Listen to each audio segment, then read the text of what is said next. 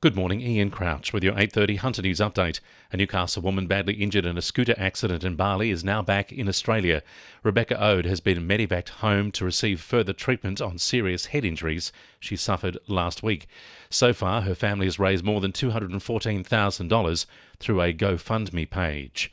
Extra train replacement buses are being brought in as protesters continue to disrupt services on the Hunter line. Between 15 and 20 buses will run on 6 different routes each night between 4:30pm and 7am until next Tuesday. It comes as a 17-year-old girl from the Blue Mountains prepares to front the Children's Court today, accused of disrupting trains at Belford yesterday. Another 3 people were arrested overnight at Beresfield, Thornton and Hexham. 2 infrastructure projects being planned for the Port of Newcastle we discussed at the Newcastle Institute's meeting tonight. This includes the Clean Energy Precinct, which is set to be located on a 220-hectare parcel of industrial land.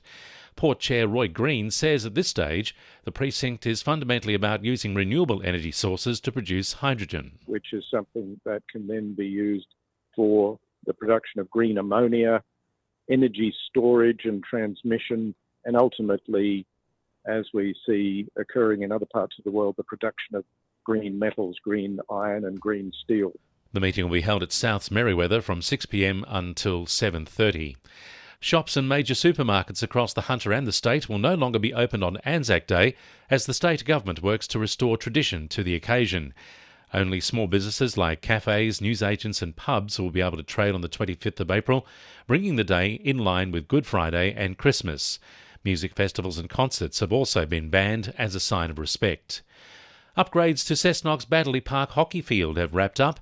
The more than $750,000 upgrades have been made as part of the Community Assets Program through the disaster recovery funding arrangements after the 2022 floods. The upgrades include the remediation of the playing field base, providing a safer playing surface to support a range of recreational and social activities. Mayor Jay Sabal says as a hockey player himself, he's happy to see the new facilities. As a council, we want to make sure we've got the best facilities available, no matter what sport that you play. We're always looking at ways to upgrade our facilities around the local government area, and this is just one example of that. There'll be changed traffic conditions across a number of locations in the Hunter this week. From tonight, 15 sites will undergo road safety maintenance to help increase friction during wet weather and boost the safety of motorists.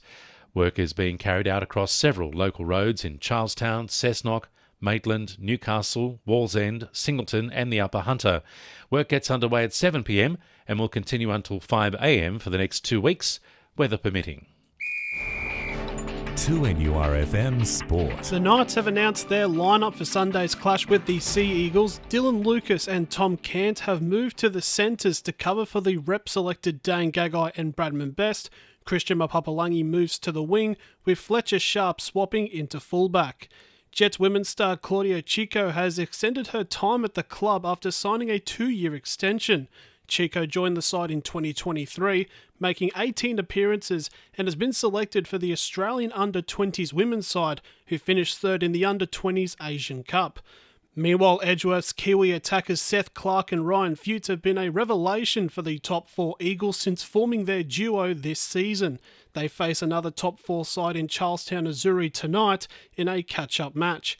And also, Newcastle Olympic will hope to jump into the Northern New South Wales NPL's top 4 as they take on Lambton tonight. That's sport. I'm Jessie Dennett. And the winning numbers in Oz Lotto are 12, 18, 21, 26, 37, 39 and 44, and the supplementaries are 2, 17 and 33. And now you're up to date with the latest 2NURFM Hunter News.